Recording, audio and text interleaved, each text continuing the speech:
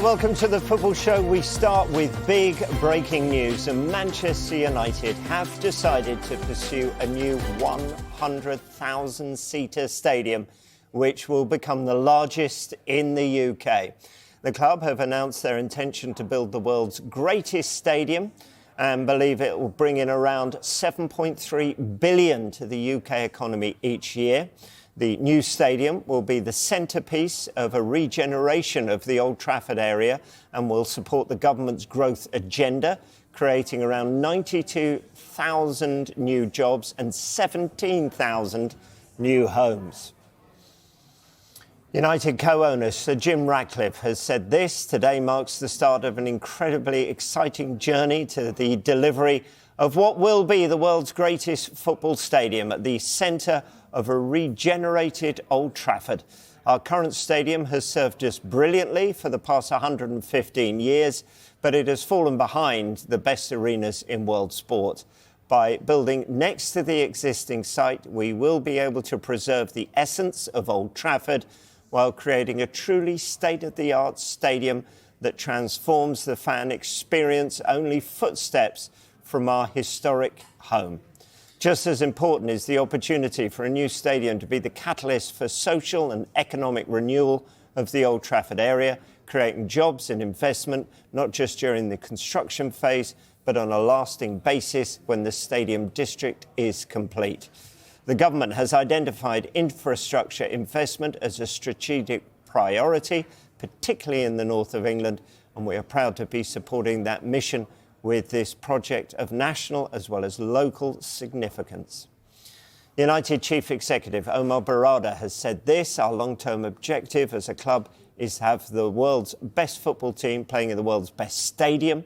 We are grateful for the feasibility work done by the Old Trafford Regeneration Task Force, exploring options for the future of Old Trafford. We have carefully considered its findings together with the views of thousands of fans and local residents, and concluding that a new stadium is the right way for Manchester United and our surrounding community. Let's break away from those comments because we can get the quotes straight from the horse's mouth, as it were. So Jim Ratcliffe is talking right now.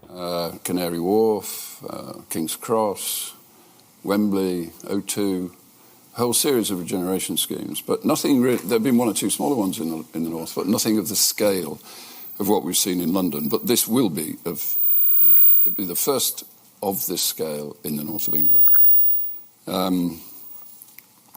So with a project of this scale, a regeneration project of this scale, it needs to have a catalyst or a nucleus, otherwise it just becomes a new housing estate with a shopping centre.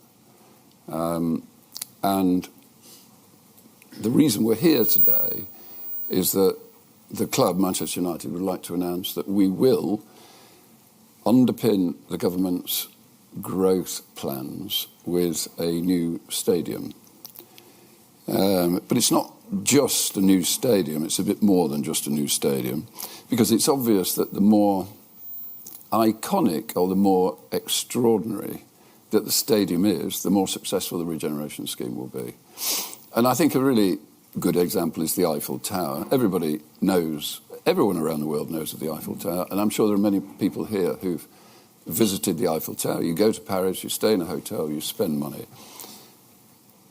We have 1 billion people around the world who follow Manchester United, and they will all want to visit this stadium.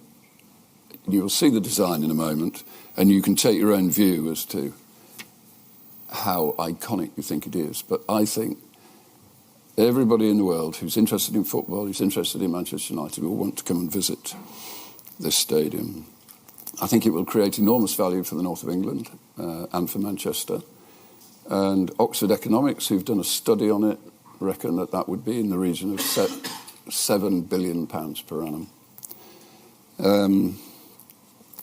United is the world's favourite football club. In my view, it's arguably the biggest, and it deserves a stadium befitting of its stature. The Premier League is indisputably the best football league in the world, maybe the best sports league in the world, and it must have a stadium that's at least the equal of the best in Europe. And today it has some great stadiums, but it doesn't have a Bernabeu and it doesn't have a Nou Camp. They're bigger and more impressive, I think, than the stadiums that we have in the Premier League today. The north of England has won 10 Champions League medals and London has won 2, but London's got Wembley. And also London has got Twickenham and London has got Wimbledon and London has got the Olympic Village. And I think the north of England deserves to have a stadium where England can play football, where we can hold the Champions League final, and it should be a stadium that's befitting of Manchester United's stature. If the government really gets behind this regeneration scheme, then we, with Norman Foster's vision, Norman, in my view, is the greatest architect in the world, we will build an iconic football stadium. Thank you.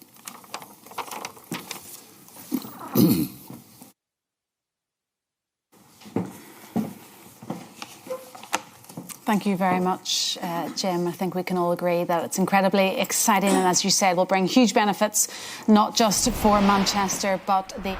OK, so Jim Ratcliffe there. And if you want to see the whole presentation, and there's going to be a Q&R session on it afterwards, then that'll be on our website, and the Sky Sports News YouTube channel will bring you the best bits from it throughout the hour and throughout the day here on Sky Sports News. But that's a little flavour. 100,000-seater stadium in Manchester, just to the side of where the current Old Trafford Stadium is. Let's get some immediate reaction to this. Let's speak to Michael Dawson, shall we, who's waiting to join us, as always, on a Tuesday.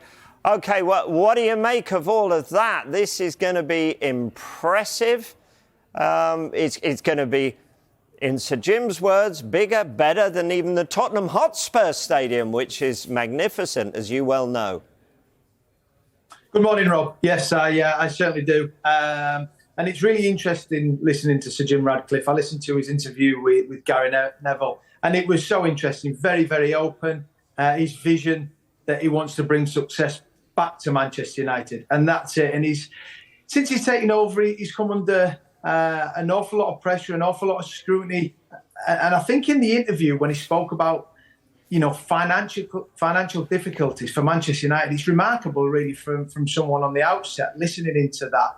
And we're all talking about people losing jobs, dinners being taken away, and then all of a sudden you come out and see the vision that he has to make this 100,000 all-seater stadium that is going to be iconic. The Theatre of Dreams will be back. It's going to be incredible. I've seen the pictures. So I think for him, I think he's come under scrutiny. He's come under criticism for some of the decisions.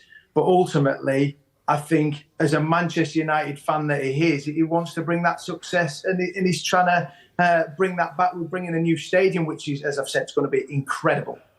You mentioned that interview where he sat down with Gary Neville and discussed the finances. He suggested that they would have gone bust by the end of the year. So it's an incredible juxtaposition, isn't it? We're going to build this wonderful, amazing thing of a 100,000-seat stadium, but we could have gone bust. Can you believe a club as big as Manchester United have managed to get themselves in the position they were in, that they could have gone out of business by the end of last year? No, I couldn't believe that. And that's what I said. I found it really, really interesting. He was very, very open. And I think he's come out of this probably looking, there's things that Gary Neville asked, which talking about reinstating the money for ex-players from the 60s and 70s. Why have you done this? And I think he was very open. So now to be going to build this amazing new stadium that's going to cost billions and billions, but he sees a long-term future. He sees a long-term vision to try and bring success back, because he's taken over. And all this is down to the Glaziers, recruitment, paying the money for bang-average players. And we're not seeing that we're not seeing any success on the pitch. So, yeah, I really enjoyed it. I think it's opened a lot of people's eyes of how challenging it's been for Sir Jim Ratcliffe. But people will still be questioning, how are you going to be able to fund this billions of pound stadium when you're talking about the trouble that the so-called could have been in? We're going to break away, Michael, because we're going to go back to that news conference, and let's hear what's being said right now. Extraordinary. Of the 1,200 people that we have consulted and spoken to, overwhelming positive nature of what they see that can be the changes to that community, to jobs, to houses, to visitor values, to the very nature of ambition, particularly amongst young people, in what we know to be one of the hardest pressed areas. So this project is an extraordinary project. It is based around sport, which gives me great satisfaction because the biggest and the most powerful regeneration projects I've witnessed in the last 30 or 40 years that I've in some ways been involved with or actually witnessed are built around sport. And I will be forever proud that sport is the real catalyst for this. The challenges are profound. We don't sit there thinking that we've anywhere near scoped the full project, but it will be in concert with local communities because the most important client group you ever have are not people like me or the chairs or the owners of football clubs. It's those communities that you are looking to create greater and further opportunities. And through sport, that is open, it's applicable, and people understand it. So I can tell you, as chair of the task force, I'm delighted to be working with some of the most visionary people that really do understand the Manchester landscape and are driving an ambition that sits in the bucket called big. And that's the way it should be. Manchester United is one of the biggest sporting properties in the world. It deserves a stadium that befits that status, and it is really important, as somebody that was brought up in the north of England, that we absolutely drive those opportunities. It's not about the economics of displacement. It is simply about what we can do through sport to help engage local communities and forever drive up those ambitions. So, Jim, thank you for giving me that opportunity. And I'm delighted to be here today. And thank you to the task force for being here as well.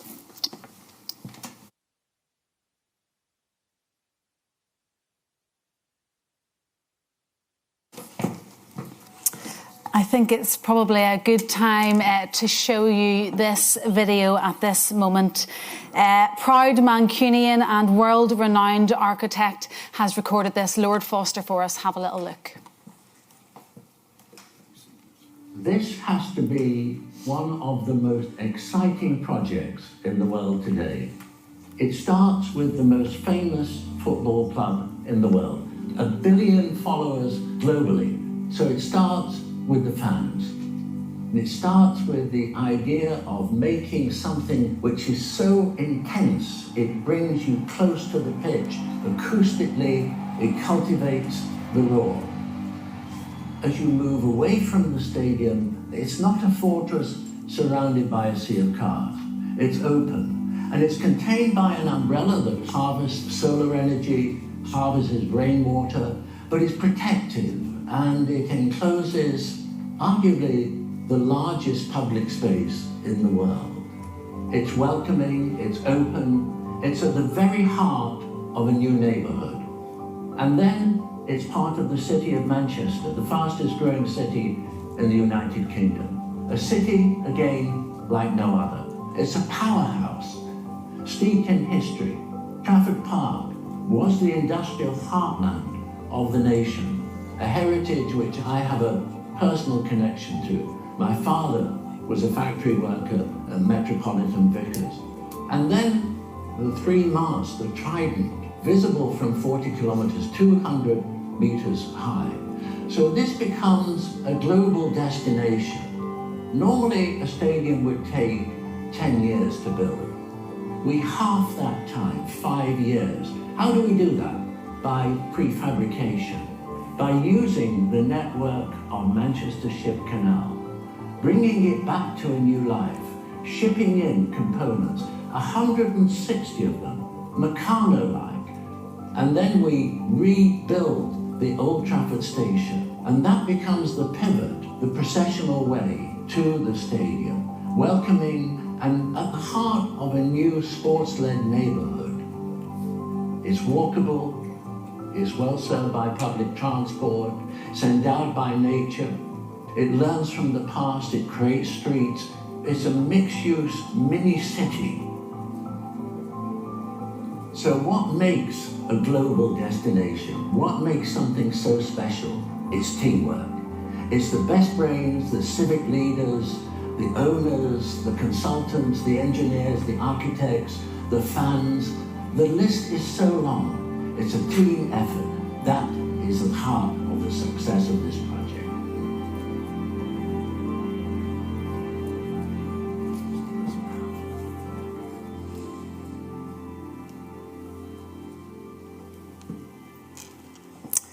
Thank you very much to Norman Foster for that video. What an inspiring film that is, and clearly shows the size and scale of this project. The ambition and vision is clear, and after watching that and listening to both Jim and Seb, I'm sure everyone in the room is excited about what can be achieved in this next phase. And to hear more about how we can deliver this ambition, I would like to welcome Sir Jim back up onto stage along with Seb and Manchester United CEO Omar Barada.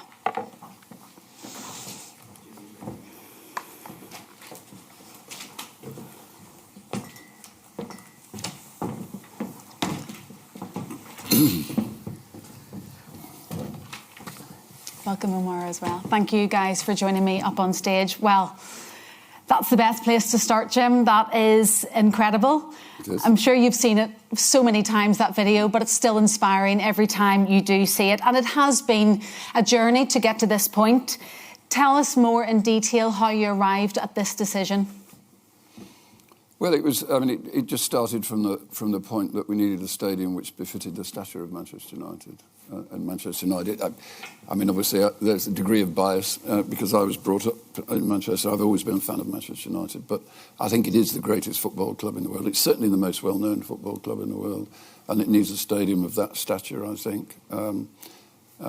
It's more challenging, obviously, to build a stadium of 100,000, but I think the UK needs a stadium of that sort of presence, and the north of England, I think, is the best place to build it. And I just think it would become recognised throughout the world. Yeah. And at the end of the day, that will also help Manchester United, obviously. The design is absolutely incredible. Seb, of course, you've mentioned it before. You led the task force on the project and you produced a detailed options report to the club and to local government executives.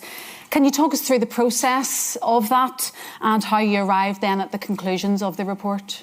Yeah, in simple terms, the task force represents all that is good in Manchester. It's across the business community. It's clearly the political leadership of Manchester and the executive teams.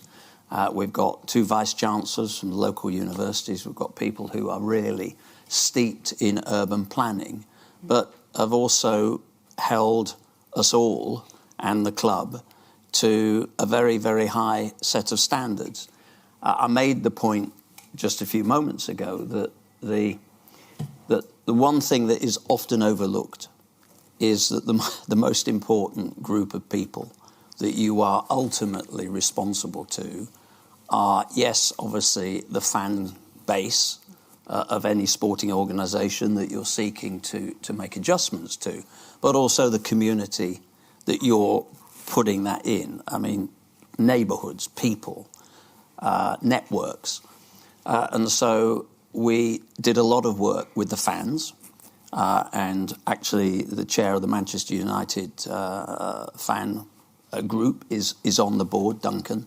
But we also went out of our way to really understand what local communities were saying. And I can tell you, to put a bit more meat on the bones, we surveyed over 1,200 people in different groups and very carefully identified as people that really this project would have an impact on. And the overwhelming response was everything from carbon footprint through to green spaces, through to meaningful, sustainable jobs, housing, the creativity around a second and third generation business base, and the recognition that the area could really be turbocharged through the focal point being the football club. And the ambition of the task force, I think, I hope I'm not speaking on behalf of the task force today in a way, but I think every one of us would agree that we just got more excited as the project developed and the ambition got bigger, and the recognition that we had a real responsibility to create and carve out some options that would survive when the rubber hit the road. Well, it looks amazing, as I said. And Omar, thank you for joining us on stage. How important is this project for the future that you and your team are building at Manchester United? Yeah, very important, clearly. It's our ambition, as you heard, is to have the best football teams, men and women's, playing in the best stadium. And I would add, the most iconic football stadium. As you know, we're working very hard to get our finances in order and in the best position possible so that we can invest both on the talent in the pitch as well as our infrastructure. So we've started that with the project in Carrington, which will be open this summer. It'll be a state-of-the-art training facility. But back to the stadium, a new stadium as part of the wider regeneration project for us would be a game changer. As you know, we have the biggest stadium in the Premier League, but we still can't accommodate for all the fans that want to come in because we have the most demand. So we'd like to be able to build a 100,000 capacity stadium to accommodate all the fans, to give them the best experience, to create the best atmosphere for our fans and for our players, and also to give opportunities to our partners to be able to integrate their brands and their products in a way that's quite meaningful. So all in all, I think this will make a massive difference for the club. Very excited about it. Certainly. Thank you, Omar. Jim, do you have an idea of timeline at this stage? Lord Foster speculated that it could be halved. How do you achieve that? How's it done? I think there are two comments to make on timeline. The first one is that it starts with a discussion with it depends how quickly the government get going with their regeneration programme, because we underpin a regeneration programme, and it's a fundamental part of the government's commitment to regenerate that area. So in a way, it depends how quickly the government. I mean, I think they want to get going quite quickly because they want to see progress in this term. So I'm assuming that will go well and it will go quickly. The second part of the answer is that it will be a modular build. There'll be an immense amount of work for the local people of Manchester, but the modules which you heard Norman Foster talk about means that we can build the stadium much more quickly. So there are yards in the world which specialise in building very large structures which are then shipped to locations around the world. And we have an example of that in Antwerp at the moment, where we're building probably the largest petrochemical facility that's been built for the last 50 years, and it's been built in Abu Dhabi and Indonesia and Thailand, and the components are being shipped in, and they weigh 5,000, 6,000, 7,000 tonnes each, and they come in by ship, and then they're wheeled in on these extraordinary sort of vehicles with a lot of wheels. And we will do the same thing, and the thing that allows us to do that, of course, is the Manchester Ship Canal. If we didn't have the Manchester Ship Canal, we wouldn't be able to do that. So that halves the time. I think normally if you were building a stadium of 100,000 brand new from ground up in an area that also needs to be regenerated, it's a 10-year project. But I think if we get going with the government, and I know they're enthusiastic to get going quickly, then I think it's a 5-year project, not a 10-year project. It's got those two provisos. It's amazing. Omar, clearly there's still feasibility work to do, but at this early stage, how do you think the plans can be financed? Yeah, as you say, it's still quite early, and also as a PLC, we can't speculate too much about the funding. But what I would say is the new stadium as the centrepiece of the wider regeneration project is a very attractive investment opportunity. So we're quite confident that we'll be able to find a way to finance the stadium. Okay, thank you, Omar. Seb, clearly there's a massive opportunity, not just for the club. You've all touched on it, for the community and the region. Can you talk more about the economic impact of the project? Yeah, I can. The one point that I would make, it wasn't the toughest negotiation with Jim when he asked me to do this, but one of the things I really wanted to make clear at the beginning is that I wanted to really, and the task force was very keen, to make sure that we were unlocking economic, social impacts that went way beyond the curtilage of the football stadium, Jim's right. If you have if you're not careful, then you basically only have a new stadium and the rest becomes a housing project. But the interlocking parts here are really important. And one of the best examples of that is the work that we're currently doing about moving the freight yards from one side of the stadium. That's not just for ease of access and allowing us to optimise the curtilage of the land. It also frees up everything from housing opportunities, business opportunities. It moves freight off passenger routes in that part of the northwest, commuter routes as well. And it's really important because the work that Oxford Economics have done for us has really identified, and we really pushed them on this, that we wanted this also to have a regional impact, both in supply chains and all the sorts of things that you have to have together, the operational integration that goes into the development of a site like that. So simply moving the freight allows us, or allows government to meet its freight targets. It will actually add to the ecological advantage of the local area, certainly emissions as well, and allows us to absolutely tap into and unlock other opportunities like fresh housing and new business opportunities. So that is just one example of why the thinking around the stadium is so much bigger than simply the delivery of a world-class stadium, much that it is needed. Yeah, it's going to have such an impact on all the people of the north of England, as you say. We do have a special guest by way of a video who's going to explain how important this will be for Manchester and the wider area. Our common goal on the task force has been to try to unlock the full power of the club for the benefit of its supporters and for Greater Manchester as a whole, creating thousands of new homes and jobs. If we get this right, the regeneration impact could be bigger and better than London 2012. Manchester United could, and indeed should, have the best football stadium in the world.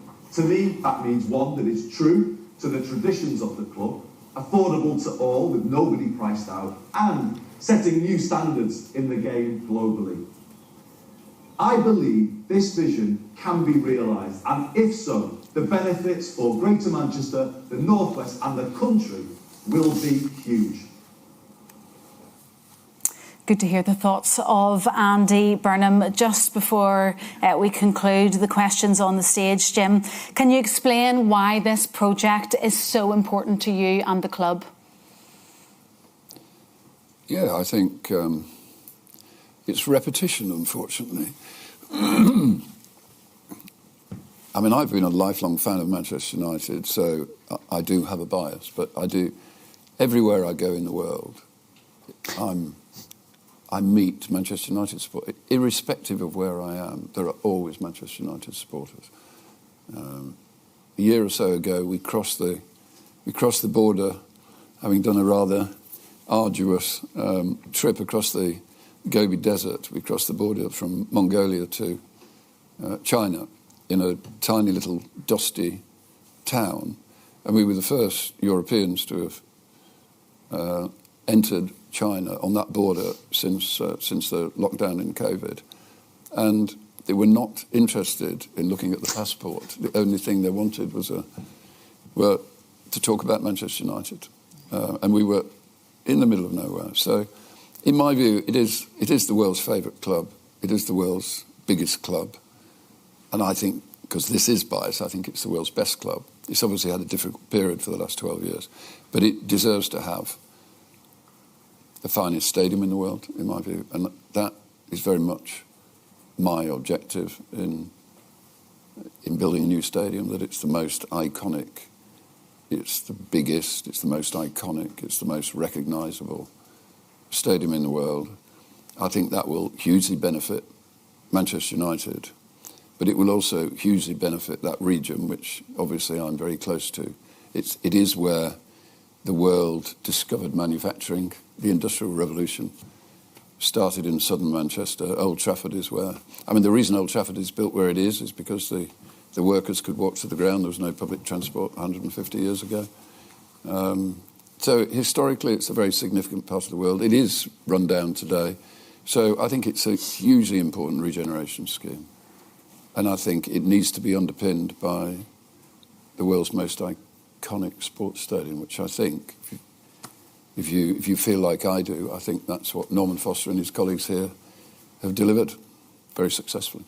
Thank you. Thank you, Jim. Before we finish the stage element of the event, I want to introduce just one more final video capturing the exciting potential of this fantastic project.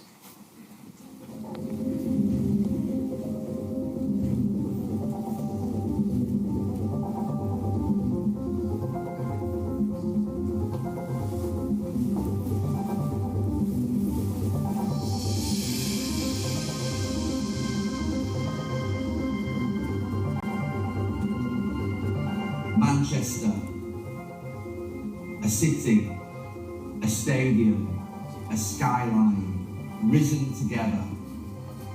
Manchester and United, forever entwined. Youth, courage, success in our blood. A glorious history, a future to be written. Where workers once grafted, a new landmark will rise. A new theatre for dreams to come alive. A design inspired by the Red Devils' trident. A modern take on our industrial roots. 100,000 fans, united as one. A place for glory, a place for pride.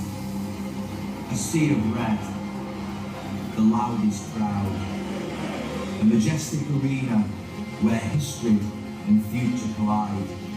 A public space, a focal point, a catalyst for renewal. Full of hope for our fans and community. A new home for United.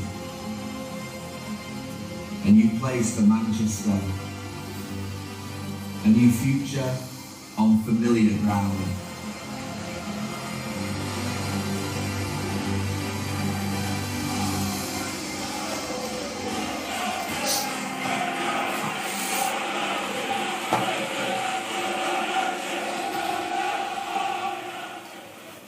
Another inspiring video for us all. I'm sure we can't wait to see that vision become a reality.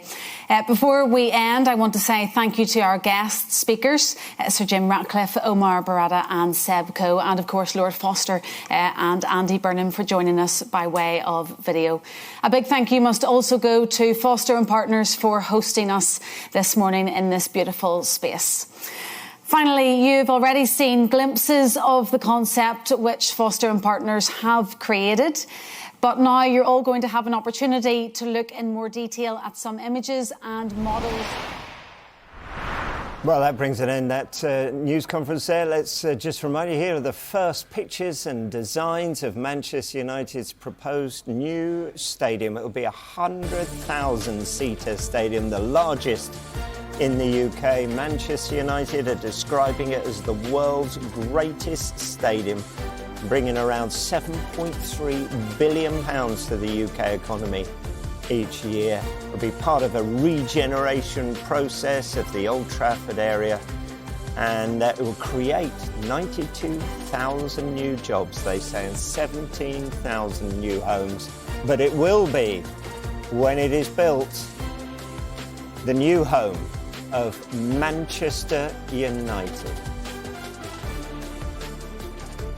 Okay, let's have a look at the first pictures. Here we go. This is coming into us. These are the models they make. As a former model railway enthusiast, these are rather marvellous.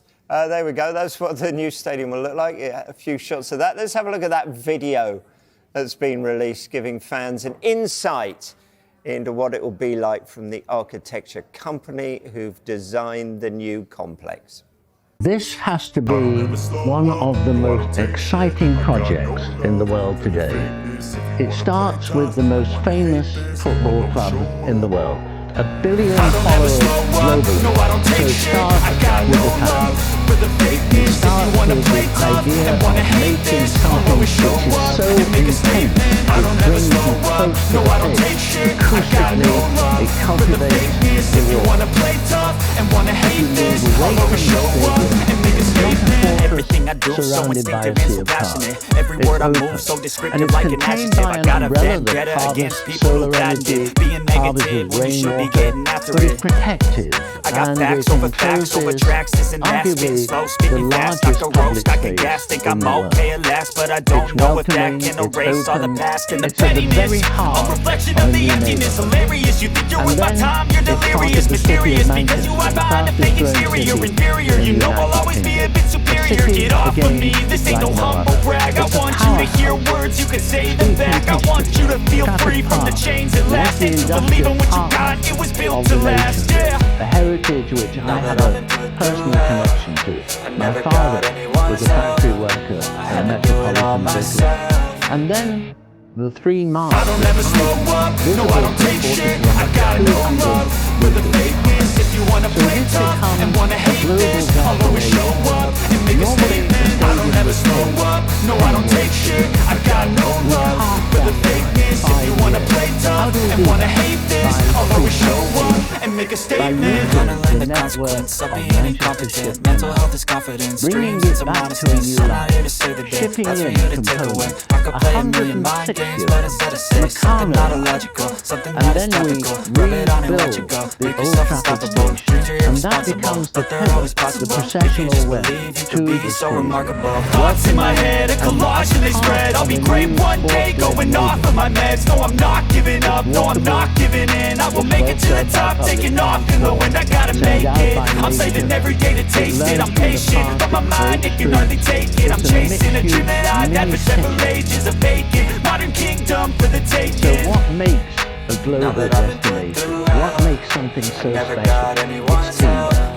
It's the best brains, the civic leaders, the owners, the I don't ever slow up, no I don't take shit. I got no love for the fakeness. If you wanna play tough and wanna hate this, I'll always show up and make a statement. I don't ever slow up, no I don't take shit. I got no love for the fakeness. If you wanna play tough and wanna. There we go. That's the vision. Let's get the reaction. Michael Dawson has been watching that news conference and been very patient as well. Michael, thanks for staying with us. It's okay. So you've heard Sir Jim, you've heard Lord Coe. What is your reaction to all of this? It's going to be mind-blowing, that's for sure. And the vision has to be get a team fit into to go into that stadium and trying to be successful, because at this moment in time, that's not what they've got.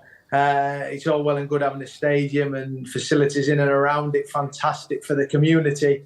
But you've got to remember, football fans want to have a team that's winning. And that will be his long-term vision. It's not going to be a quick fix. Your only sort of concern in that is all the money going to go into the new stadium? How is this going to affect the team trying to move forward? But take nothing away from Sir Jim Ratcliffe's vision and what he's trying to bring back to Manchester and also to Manchester United. What do you make of the timing of this? There were protests at Old Trafford at the weekend. They are 14th in the table, 36 points behind Liverpool at this stage. Does this quieten down that noise of dissent, unrest amongst the Manchester United fans? Well, I'm sure people are asking the same question you just asked me there. Why now? I mean, there's been talk of Sir Jim Ratcliffe wanted to build a new stadium, and now it's out there. It's going to be the talking point for a long time. And I keep talking about his vision and success that he wants to bring back to Manchester United. He's a huge Manchester United fan, always has been, and he probably didn't realise the challenge ahead, such a big challenge. I think he said that in his interview with Gary Neville. But I think what Manchester United fans have to realise is he's one of them. He's been questioned about an awful lot of things being taken away at the training ground, people losing jobs, and all of a sudden now you're building this billions and £billions worth of stadium, but he's talking about putting jobs back into the area and trying to improve the community and all those kind of things. But ultimately, from my side, you look, how is he going to try and get this team fit into to be in that stadium? Yeah, because what we heard there, I mean, is fantastic, talking about using the Manchester Ship Canal to bring in these, what did Norman Foster describe them as, Meccano-like slabs to slot into place, cutting the construction down time from 10 years to 5 years. But what we didn't hear was when would that 5-year period start? And we didn't hear where the money is coming from. Exactly. And that's what people will be asking when we talk about Manchester United being in financial difficulties, and if he hadn't cut these things that we've spoke about, and then all of a sudden this is going to happen. At the end of the day, they sell the dream, talking about things coming in, but ultimately fans are going to be charged more, you know, and they want to turn up and be proud of their football team, proud of their club, and see your team winning football matches. This just isn't Manchester United. This is, I look at Spurs when they built a new stadium. Arsenal build a new stadium. Ultimately, it can come at the cost of the team at times because you're putting all your money into that. And the fan, at the end of the day, they want to see their team winning things and be proud of their team on the pitch, albeit it's all well and good. And that is going to be absolutely mind-blowing when it's finished.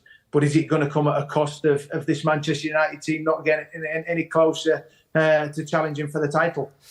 And Michael, thank you for being so patient and staying with us and giving your reaction to it as well. Lovely to see you.